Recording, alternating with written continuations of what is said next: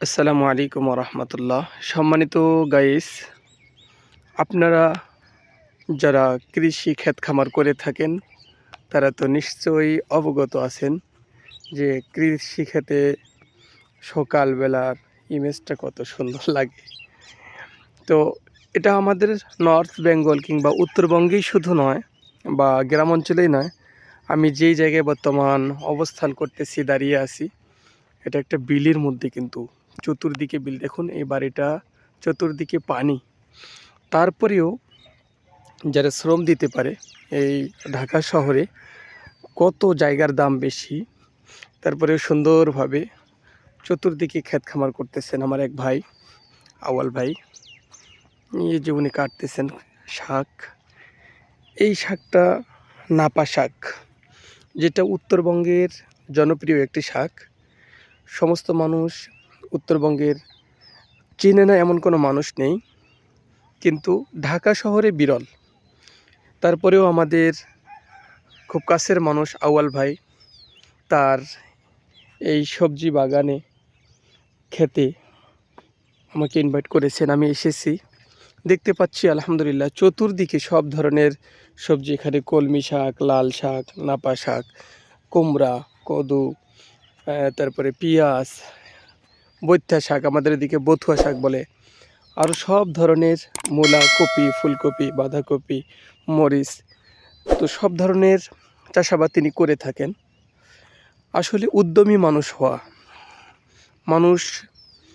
উদ্যমী যদি হয় তাহলে সব কিছু করতে পারে, আর যদি অলস প্রকৃতি হয় তাহলে কিছু করতে পারে না।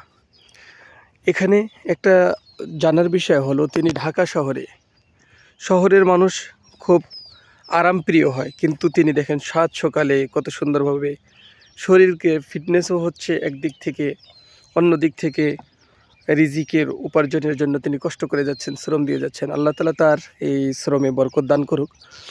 তো আপনাদেরকে জানার যেটা বিষয় সেটি হলো, ক্ষেত খামার, সবজি চাষাবাদ, পতিত জমি যেগুলো রয়েছে সেগুলোতে আপনারা অনায়াসে সুন্দরভাবে চাষাবাদ করতে পারেন। তাতে আপনাদের অনেক বেনিফিট হবে, লাভবান হবেন, এবং সকালবেলা সহ যে কোনো সময় শ্রম দেওয়ার কারণে আপনাদের ফিটনেসও ঠিক থাকবে, পাশাপাশি আল্লাহ তাআলাও খুশি হবেন। সকালবেলা ঘুমানোটা শরীরের জন্য এবং ইসলামের দৃষ্টিকোণ থেকে নিষেধ। সকালবেলা কেউ যদি ঘুমায় ফজরের নামাজের পরেই, অর্থাৎ সূর্যোদয়ের আগে পর্যন্ত ঘুমায়, সূর্যোদয় হয়ে যাচ্ছে তারপরেও ঘুমায়, তাহলে তার জীবিকার রিজিক সেটা রুদ্ধ হয়ে যায়, বন্ধ হয়ে যায়।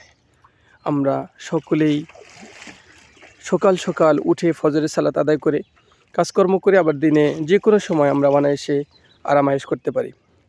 তারপরে আপনাদেরকে দেখাচ্ছি আমার ভাইয়ের এখানে একটা চতুর্দিকে বেষ্টনকৃত জমাট জমা করা পানি, যেগুলো দেখতে পাচ্ছেন এটাকে বিলও বলে।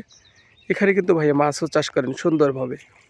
ভাইয়ের বাসাটা যদি দেখাই, কেমন যেন আমরা শ্রীলঙ্কায় চলে এসেছি। চতুর্দিকে পাহাড়, মনোরম প্রকৃতির দৃশ্য, আর মাঝখানে বাড়িঘর, কত সুন্দর লাগে, তাই না? সম্মানিত দর্শক, ঠিক তেমনইভাবে আমার ভাইয়ের বাড়িটাও কিন্তু চতুর্দিক থেকে পানি দ্বারা বেষ্টনকৃত, মাঝখানে মাচাঙের উপর সুন্দরভাবে ঘরটা ওঠানো। আমি যদি আপনাদেরকে একটু জুম করে দেখাই তাহলে, শীতকাল ঢাকায় সাধারণত শীত খুব কম পড়েছে, এবার পরে নাই বললে চলে, 2-1 দিন। এটা আমাদের উত্তরবঙ্গের জন্য ঠিক ছিল। অনেকে মনে করতে পারেন এটা হলো নর্থ বেঙ্গলের ভিডিও, কিন্তু না, ভিডিওটি সম্পূর্ণ এটা ঢাকার। আর ঢাকার আবহাওয়া সবসময় উষ্ণতাই থাকে, গরম থাকে, কিন্তু শীতকাল হওয়াতে 2-1 দিন মাঝে মধ্যে কুয়াশা পড়ে থাকে, যার কারণে সুন্দরভাবে ক্লিয়ারভাবে আসতেছে না। তারপরে আপনাদেরকে চেষ্টা করে দেখাচ্ছি। আল্লাহ তাআলা আমার ভাইকে কবুল করে নেন। ভাই আলহামদুলিল্লাহ নামাজও পড়েন, 5 ওয়াক্ত নামাজ। এই যে বিল থেকে দেখুন হিম্মত কাকে বলে। আল্লাহ রসুল সাল্লাল্লাহু আলাইহি ওয়াসাল্লামের সাহাবীরা অনুমতি চাইলেন যে মদিনার মসজিদ থেকে আমরা দূরে কোথাও বাসা করি। সাহাবায়ে কেরামকে রসুল সাল্লাল্লাহু আলাইহি সাল্লাম বলেন কাছে বাসা করার দরকার নেই, কাছে বাসা করতে চাইলেন, বলে না, দূর থেকে হেঁটে আসবে, প্রতি কদমে কদমে সওয়াব তোমাদের, প্রতি কদমে কদমে গুনাহ মাফ হবে। সাহাবায়ে কেরাম তাই করলেন, দূর দূরান্ত থেকে মসজিদে নববীতে হেঁটে আসতেন। আমরা সকলে জানি আবদুল্লাহ ইবনে উম্মে মাকতুম রাদিয়াল্লাহু তাআলা আনহু, যিনি অন্ধ ছিলেন, তিনি পর্যন্ত জামাতে নামাজ পড়ার জন্য রসুলের কাছে অনুমতি চাইলেন যে ইয়া রাসূলুল্লাহ, আমার তো সমস্যা হয়, আমি আসতে পারি না। তো রসুল সাল্লাল্লাহু আলাইহি ওয়াসাল্লাম প্রথম দিকে আবদুল্লাহ ইবনে উম্মে মাকতুম রাদিয়াল্লাহু তাআলা আনহুকে অনুমতি দিয়েছেন যে ঠিক আছে, তুমি আসবে না। পরবর্তীতে কিন্তু আবদুল্লাহ ইবনে উম্মে মাকতুম রাদিয়াল্লাহু তাআলা আনহুকেও জামাতে নামাজ পড়ার জন্য বলেছেন। তো দেখুন জামাতের কত বড় তাকিদ। সেই জামাতে নামাজ পড়ার জন্য ভাই আমার এইখানে দূর থেকে, মানে সর্ববৃহৎ দূরের মুসল্লি আমার আওয়াল ভাই, এই যে তিনি এখান থেকে কষ্ট করে আবার মসজিদে গিয়ে জামাতের সাথে 5 ওয়াক্ত নামাজ আদায় করে থাকেন, ফজরও। শুধু এটাই না, তার পরিশ্রম দেখুন। এই যে এই বাড়িটা যাওয়ার জন্য কোনো পথ নেই, চতুর্দিকে সাঁকো, মানে রোডে ওঠার জন্য সাঁকো ব্যবহার করতে হয়।